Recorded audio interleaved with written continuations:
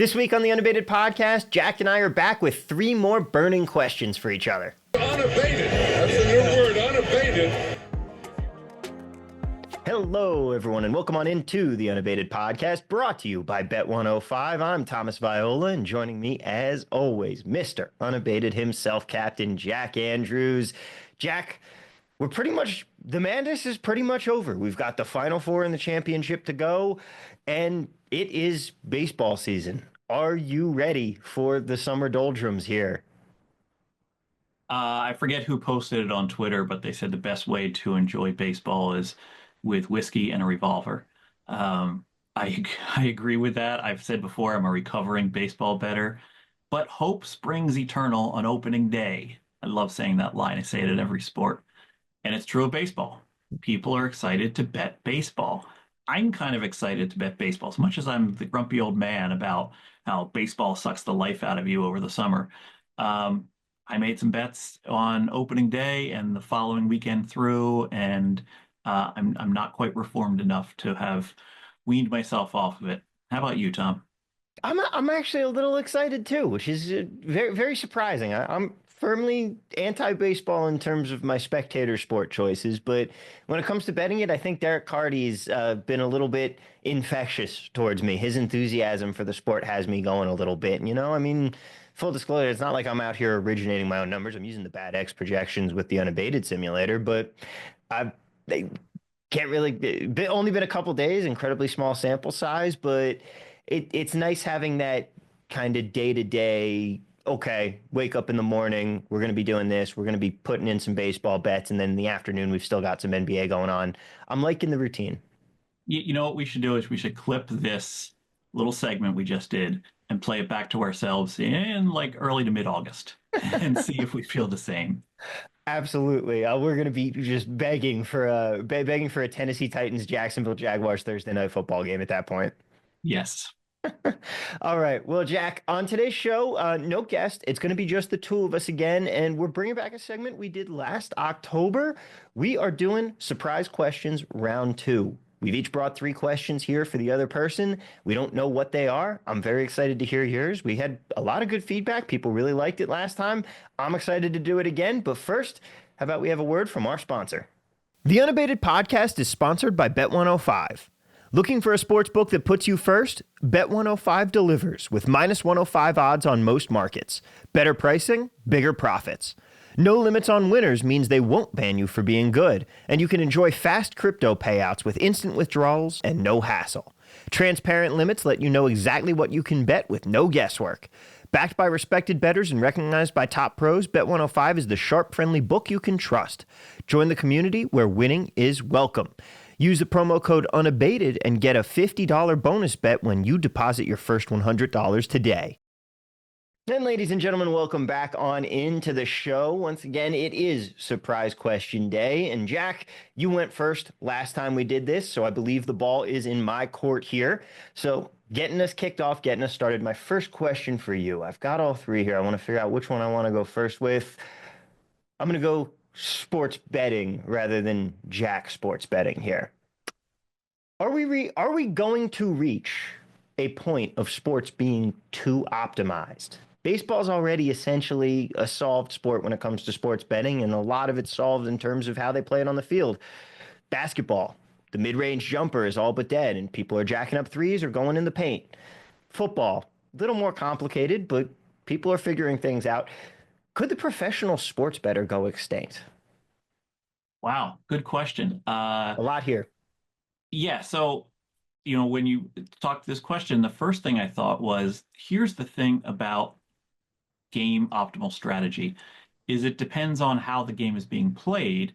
And if the game ends up being played all the same way, then the optimal strategy is to zig when they zag and find a strategy that works better. That's how the NBA has evolved over the years and will continue to evolve. However, that's gameplay. When it comes to betting, we're making leaps and bounds in price discovery, and a lot of that has to do with the rise of the exchange. We see this in Europe with the rise of Betfair And I think it's going to be hyperactive in the US because we have multiple exchanges. We have the possibility of federally recognized exchanges, and that could create some real efficiency in market pricing. People in Europe complain about Betfair and how it's sharps against sharps and there's no edges to be found.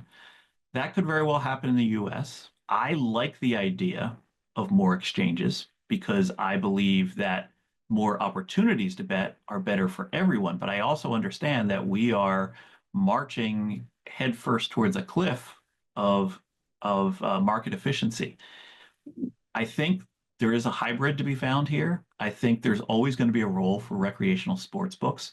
There's always going to be a role for sharp sports books, and there's always going to be a role for exchanges. And if we can get into some kind of ecosystem where there's a symbiotic relationship between all three of those, it could be really harmonious for every type of bettor, the casual bettor, the sharp bettor, and it could be very good for the regulators who seem to want to restrict lately rather than find new innovations in the market. So, yes, I believe we are going to reach a point where we have fairly sharp efficiency in some markets, but never in everything. And that's, you can't spell adapt without AP. And that's, I think, the cornerstone of being an advantage player is always trying to find an advantage. I can't tell you how many times people have said that blackjack is dead. There's no way anyone can beat it because card counting is ineffective due to all these countermeasures that casinos put in place. I was And yet, literally just about to bring up that point. and yet, here's the thing: I know guys that still make six figures a year counting cards. All they're doing is plus one, minus one. It's absolutely, there's always going to be a fringe that an advantage player can take advantage of. Interesting. I had a feeling your answer would be around that area. What do you think that kind of ecosystem would look like? Or is that just too much for a different pod here? Well, Alex Kane has made some posts about it recently, and he's been on some podcasts, and I think what he's saying is very smart. Let the CFTC regulate federally recognized exchanges, but limit what they're able to offer. They're able to offer futures contracts, basically.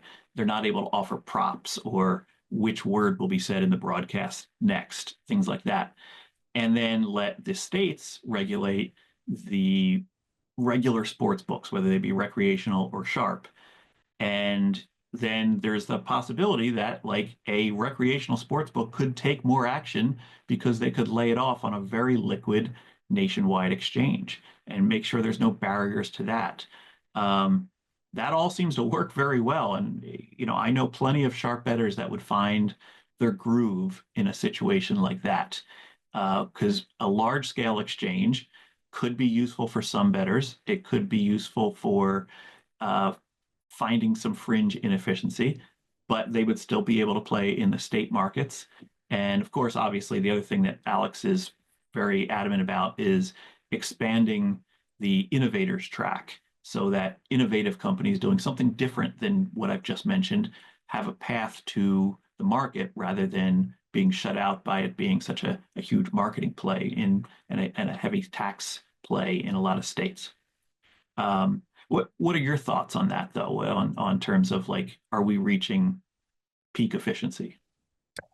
I mean, I think that the problem isn't so much in sports betting because I agree with you that first off, it's a two-way street. Sports books aren't really interested in peak efficiency because they're interested in just offering as many things for recreational bettors to bet on as possible. At least the recreational books are. And that's always going to bring up new edges. And even though we've had the conversation many times of what's what's the better era to be in? Way back when or now where you have more options, but there's more competition, et cetera, et cetera. I think that it's a bigger problem with sports themselves. I mean, the NBA is certainly grappling with it right now with the fact that people aren't quite as interested in the product anymore. I think football's got a further ways to go because, yeah, sure, the too high safety look helps mitigate big plays and things, but it's a 22-person sport. It's very hard to reach a peak efficiency in something with that many moving parts.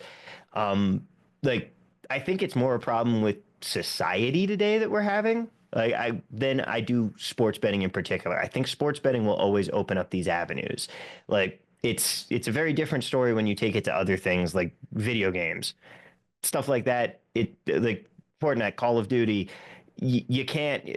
There's no place for the everyman in those because you get online after a hard day of work and you're like, I used to play this game in high school and now I'm playing with these kids who are in high school now, and you can't have fun. You have to be using the optimized whatever, or you're not going to win. With sports betting, tons of people are still having fun, and Lord knows they're not optimizing their play. I think that it's more of a problem with the sports themselves than it is for the betting. Yeah. Mhm. Okay. Thomas Viola, here is my first question to you. What's the worst thing about sharp sports betting that you didn't realize when you got involved in this racket? What's the worst thing? The worst thing about sharp sports betting, the politics. Hmm. It's the politics because quite frankly, like every year at Bet Bash, I love meeting a ton of great people. I love getting to know everybody. I love talking to people in the space. I love learning. But like, man, it is a cutthroat industry, and there's a whole lot of people that like, and I'm not trying to single anyone out here, but it is very much that we can't all just get along. You got gambling Twitter, which is its own thing that's not necessarily the sharp sports betting community. And I think part of it is everybody's desire to be cool, but it's you can't be successful unless you're putting someone else down, it feels like for some people. Like I think it was Aaron Kessler who originally said the golden rule of being a sharp is that everybody who knows more than you is giving away too much and is therefore an idiot, and everyone who knows less than you is an idiot for knowing less than you. Only you know the right amount.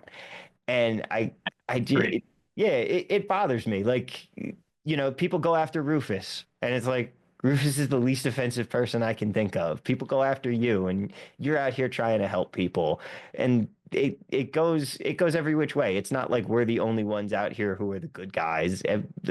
It bothers me when there are people who I'm like, I know this guy's a good dude. What are you doing going after him? And you get all of these people who just try and chase that, and they think that their success is by putting other people down. And that's the thing that bothers me most about it. I thought that I wanted to yeah, really grow my following on social media and be bigger in the space. And then I look around at some of this and I'm like, I don't know. I kind of like having 4,000 followers, and some people know me, but not everything I say is going to be picked apart because that's their favorite thing on the social media is, oh, you said one thing that's a little bit wrong in an industry that is entirely built on gray areas. We say it ourselves all the time. There is no black and white. And everyone on there is like, nope, this is black and white, and you're clearly wrong, and you're an idiot for thinking this way. That's my least favorite part about it. Wow. Okay. Mhm.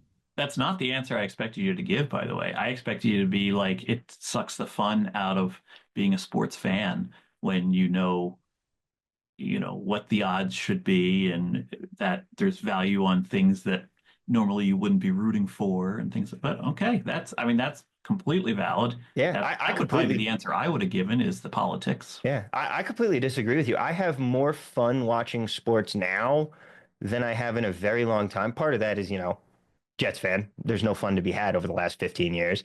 But I I enjoy way more than I used to. I didn't watch a ton of basketball. I still don't watch a ton, but I definitely find more enjoyment. A little bit of it is having action on the game, but a little bit of it is getting to treat these things like a puzzle now and really getting into that vibe of this is something that I can solve, and I can go out there and I can look at games in a different way that I didn't think about before, and it actually makes it more fun, not less fun. Okay, great. I actually think Brent Musburger, he had one of my favorite views when I was like, do you still like root for the Chicago teams and all that? And he goes, Tommy, you get to a certain point in life where you just stop rooting for any of that and you just start rooting for the money. He was, Tommy, my boy. yep, that is exactly how he sounded when he said it too. Yeah, All right. Brent. Oh, Brent is the best. All right, my second question for you here. We're going personal, Jack, this time. Uh-oh.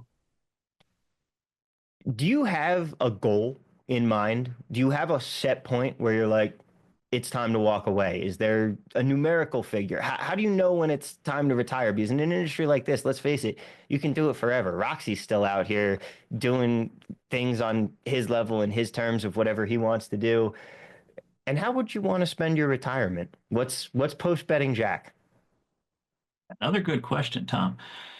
Yes, let's see, I think I first had my number when I turned 40. I decided, okay, here's my number, here's the ramp to reach that number by the time I hit 50. And I had it all planned out. I was, it just all fit in my head that this is how it would go. This is the amount that I would have as passive income in my retirement until, I was in my 90s and things like that. The best laid plans, Tom, often don't work out. And my problem was my tastes improved or increased, and I realized that that number is probably not high enough. And then the other thing is that ramp that I created when I was 40, looking to 50, required me socking away probably more of my income than I thought I needed to. And then the other thing that I wasn't thinking of when I was 40, looking forward, is I had two kids to put through college still. And that was a huge cost. It turned out to be one and a half because one of them didn't really take to college, but there was still plenty of expenses along her way. Point being is, I turned 50 earlier this year, and I'm still going. I was actually thinking of this just the other day that I've probably been in this industry too long, and I mean the advantage play industry. Uh, I've been at this for over 20 years. Uh, Gina Fiore and I knew each other back when the calendar still had a nine on it in terms of the year in the 90s. And um, I'll refrain you from a know, comment on what I was doing in the 90s. you weren't even, yeah. But the point being is, if we were shown what we're doing now to ourself 25 years ago, we would be horrified because wait a minute, using your real name, showing your face, telling people where the edges are, like that's verboten in advantage play back then.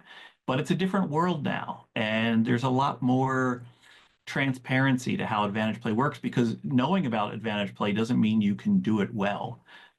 There's the art and there's the science, and I've said that plenty of times. And so I think my longevity in advantage play has been that I haven't done the same thing over and over and over for 25 years. I stopped being a card counter in like 2004. And I think that's helped me feel like each one of these different pursuits that I've done over the past 25 years has been a different career.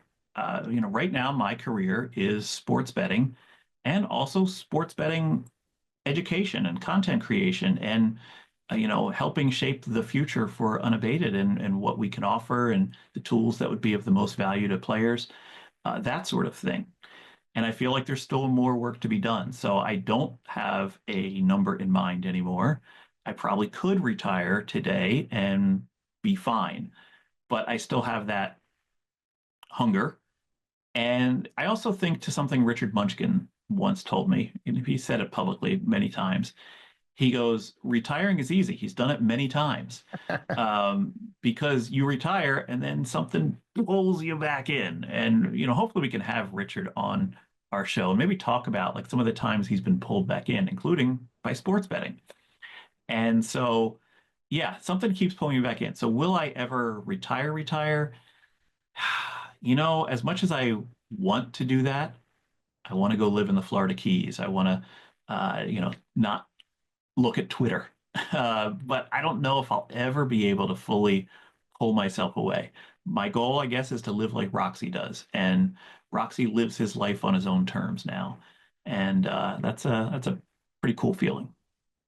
I'd love to have that end of Dark Knight Rises moment, where Alfred's on like at a bar in the Mediterranean and he just sees him and he just goes, "Yep." That would be a great moment to have seeing you down in the Florida Keys one day. Have you ever seen Breaking Bad? Of course. It I mean, this industry as a whole reminds me so much of that, not for the nefarious reasons, but the whole thing of he starts out and he's like, I'm going to do this to make the money for my cancer treatment and all that. And eventually you make that money.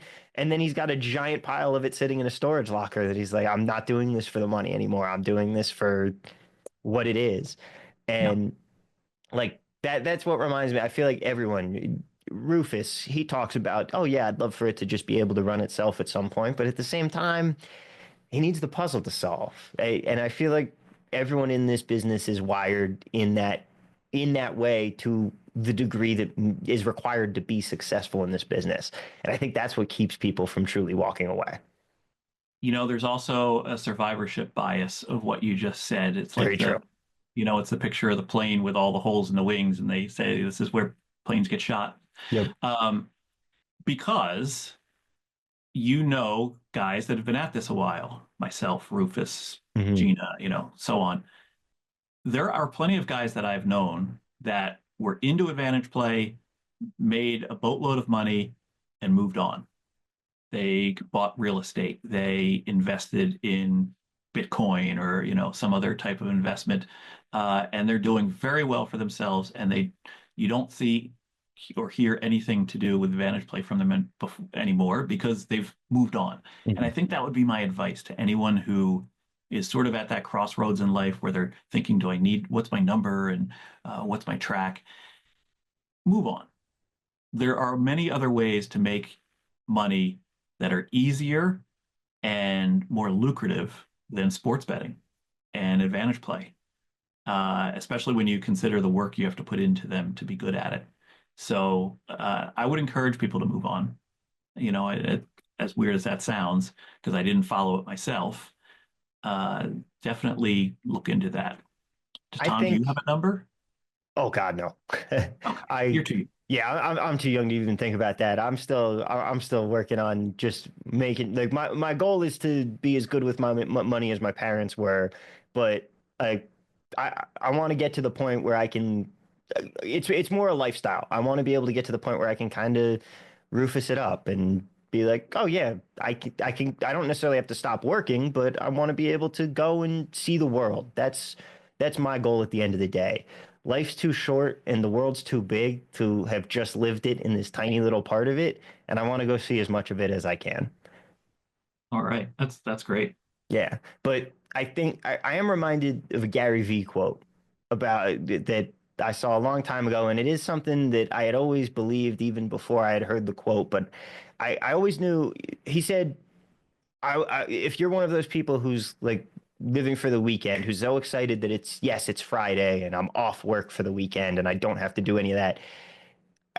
I get that I come from an enormous place of privilege. There are people who are just like, you have obligations. You have to do what you have to do sometimes. I'm very lucky I'm not one of those people. I'm one of those people who can say, I I enjoy what I do. And if you do have again, life is too short. If you do have the ability to do something you love, do that thing. And if you love sports betting, if you love that grind, if you love this industry, do it. Who cares about your number? Do it until you don't love it anymore, and then go find something new that you love. And if you have that luxury, if you have that ability, take full advantage because life's too short there. I always knew. I tell the story of the time I was in college, and it was my sophomore year. It was the summer of my sophomore year. I had two internships. I worked in the afternoons for Johnson and Johnson for my dad's like offshoot laboratory that he worked in, and I also worked 4 to 10 a.m. Monday through Friday at a radio station. No unpaid internship there. I would get up every morning at 3 o'clock, get ready, be at work by 4, go work for the 6 hours, come home, nap for a little bit, have lunch, and then drive up to San Francisco, work the other internships that I had money from the summer, and then drive 3 hours home in San Francisco traffic and try not to fall asleep and then do it all again the next day. And at the end of that, like I unquestionably loved the internship that made me get up at 4 to 10 a.m. every day and go do the radio and for no money, way more than I loved the they love the noon to five, getting paid office job where at the end of the summer I had to go out and do this whole presentation for like the CEO of the company, not Johnson and Johnson, but the CEO of the offshoot, all that. And everyone's there. And the last question is like, what did you learn from this? Like, what's your biggest takeaway from this internship? Like, would you want to work would you want to work here? And my answer with my dad right there was, no, absolutely not. I learned that a 9 to 5 office is definitely not what makes me happy, and it's not what I want to do. But I, I was honest about it, and I never want to do the basic 9 to 5. I love having a weird job. I love having a job like this that lets me do all the stuff that I get to do here and work in an industry where you get to honestly say you have fun and you like what you do. That's great. That's great. Okay, my second question to you, more of a social question, because you live in Las Vegas. Mhm. You are a man about town. You texted me last night that you saw my tweet come up on Circa's little tweet scroll in their sports book. You know, um, that notwithstanding your experience at Circa, where is the best place in Las Vegas to watch a game and why? Oh man. I mean, definitely a lot of honestly, my hot take is my house. I Well, okay. Yeah, Yeah, that would be like probably my answer if I lived there too, but let's step outside your house. yeah, stepping outside my house. I mean, I'm not a huge sports book guy, and this is nothing against the obviously amazing atmospheres that we have at places like Circa, Westgate. You've got some great sports books and some great places there. But other than March Madness, which is that's really the only event where I'm like, yeah, sports book is the right place for this. You get everything right there. You have it all. Um, hmm. I would have to say, in terms of like just a great individual bar or someplace to watch games. Hmm. What about Honestly, the Durango has that the George area, which is sort of like a hybrid restaurant slash sports book. Have you been there? yeah, that's a pretty nice spot. I mean, the Durango is a great hotel. It's Red Rock Light, and Red Rock is also actually a pretty solid sports book. Like, I think my answer is just very difficult because I'm not quite pro sports books for watching games, so it's not really just a rank the sports books kind of deal. Yeah, I mean, look, I go to Vegas frequently. Once a year, I watch a game in a booth at Circa. Hmm. But if I'm there on a Sunday and they have NFL Sunday Ticket in the rooms, I would rather just go stay in the room and watch NFL Sunday Ticket. That's Yeah. You know what? I have my answer, and okay. it is the one that should have been very obvious, but Stadium Swim. Uh, I can't Okay. I can't think of a time that I've gone to Stadium Swim for a game and not had a great time watching. It's Hmm. I wish they made the walls a little bit higher because it can get windy there on some of these Las Vegas windy days. But like I've been to some Golden Knights watch parties there. It's it's summertime. It's kind of the evening, so it's cooled down a little bit, and you get the pools right there, and you just get a great vibe out of that. I definitely love watching a game at Stadium Swim. Yeah, I think that's a great answer, especially like a playoff game. Hmm. You get into like May. Yeah, that sounds like an ideal situation. I agree. Yeah, my only stipulation, it has to be something where the crowd is unified. I don't like watching Ah. games. Like, I don't like watching a game that I'm sweating where half the crowd is very clearly against me and cheering against me. I want everyone, it's like the craps table. You don't want to be betting the don't come line, right? I, if it's a Knights game and everybody's on the same page, everybody gets to celebrate at the same time. The last thing I want when I'm sweating a bet is somebody cheering because they had the other side. Right. I get that. Hmm. All right. My last question for you. We've talked a lot about the problems, the issues, the things that are being done wrong in the industry. I want to flip it around.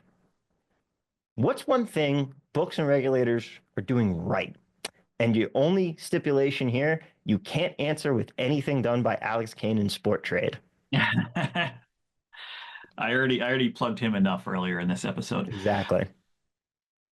One of the weirdnesses of the US market is that we are 51 different countries essentially when it comes to regulation.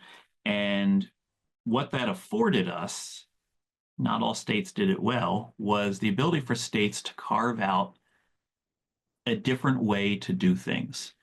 And it could reflect the population of their state. So if you have a very populous state, you can build an industry within your state that employs people and encourages innovation and capitalism and is a growing tax market for your state. Uh, you could also make it so that like sports betting is a sin tax where we're going to tax it at 51% and we're going to make the license fees ridiculous and we're going to restrict the amount of competition that can be in the state. There's really no incentive for people to be innovative in New York. And so one of the things that has been nice to see is every once in a while we get a state that does it a little bit better than everybody else. Colorado is a good example. They got a wide market, probably too wide for the population of the state. Michigan isn't bad. They gave the tribes and the casinos equal footing to be participants in it.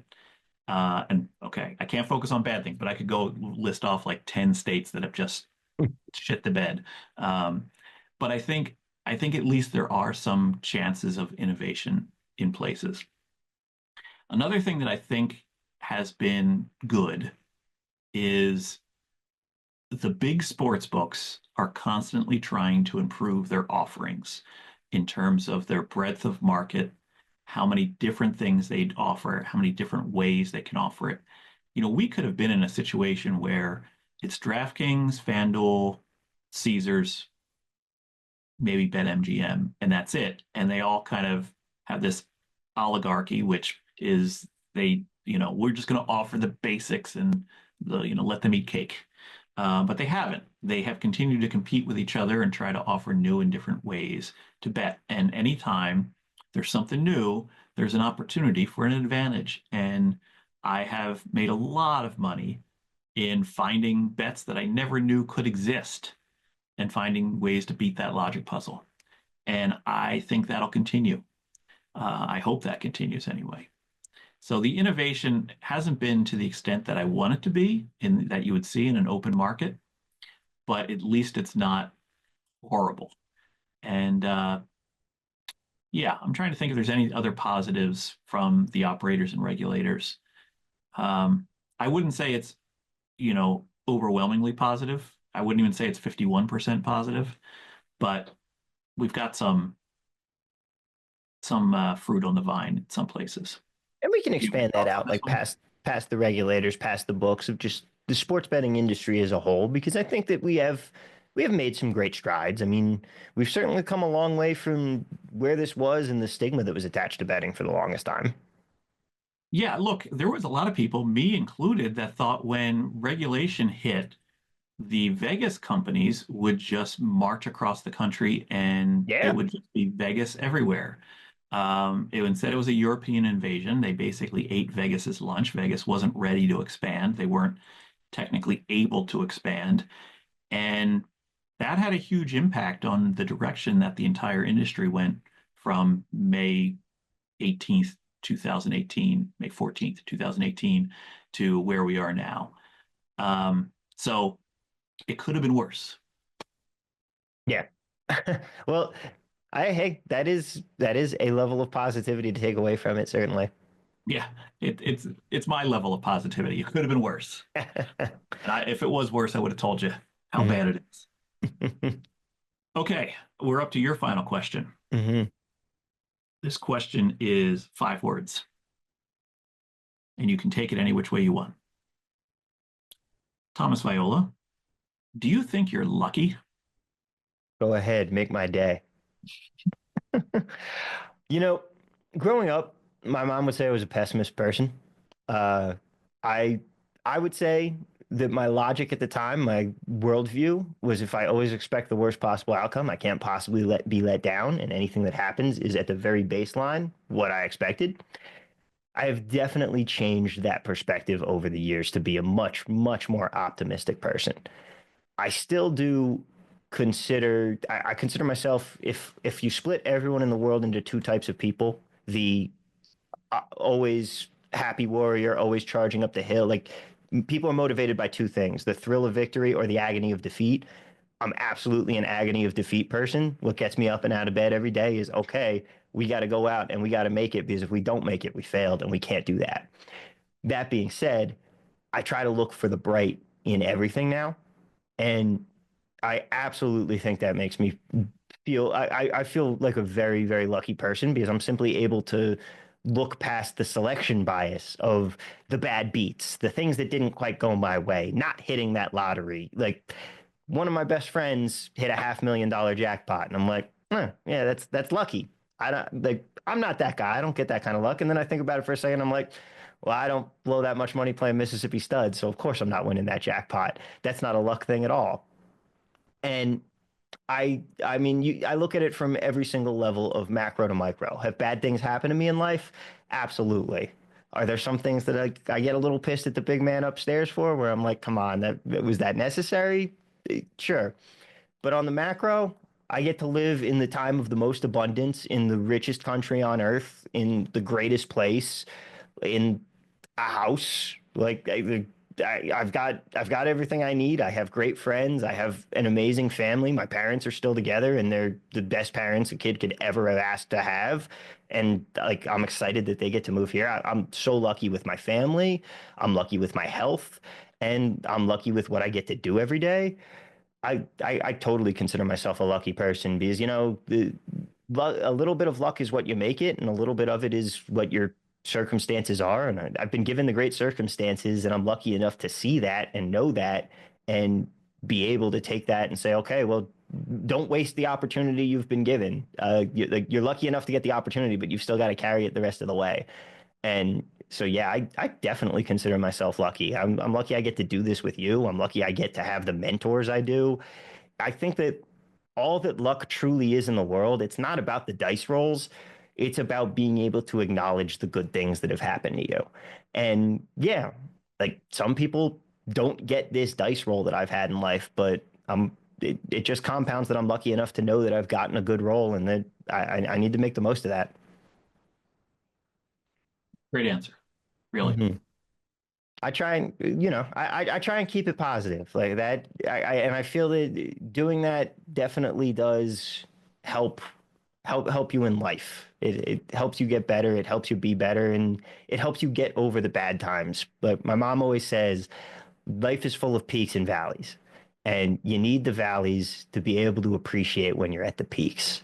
And I'm feeling like I'm at a really great peak right now. I know that there are always valleys around the corner, but you got to be lucky and you got to appreciate the good that you have. Otherwise, the bad just takes over, and you don't want that. That's no way to live life. Right. I agree. Hmm. All right. Well, Jack, this has certainly been a.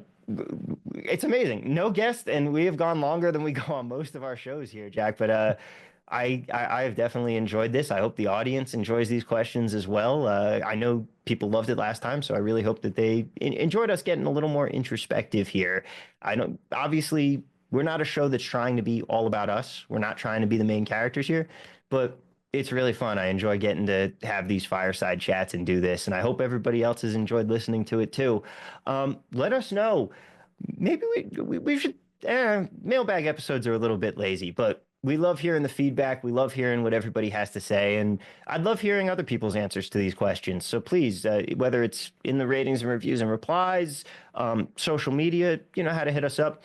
Let us know your thoughts on our questions. Let us know everything, and give us that 5-star rating and review too while you're at it. We'd greatly appreciate it. We really appreciate you guys being here and being with the show.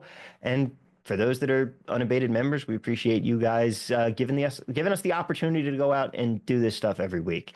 So thank you guys so much. We'll be back next week with more regularly scheduled programming. I hear there's a tradition like unlike any other coming up on the horizon. Maybe we're going to be bringing on some people who might know a thing or two about that. Stay tuned for the next episode, everybody. We'll see you next time, and let's cash some tickets.